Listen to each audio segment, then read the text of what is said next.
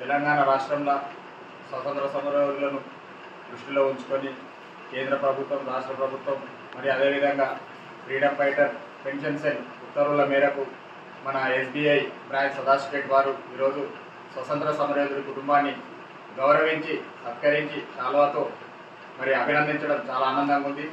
అందుకు మూలంగా 78వ స్వతంత్రోత్సవ దినోత్సవ శుభాకాంక్షలు SBI బ్యాంక్ వారికి, అదేవిధంగా రాష్ట్ర ప్రభుత్వానికి, కేంద్ర ప్రభుత్వానికి, మన జగ్గారెడ్డి గారికి కూడా ప్రత్యేకంగా అభినందనలు తెలుపుతున్నాం.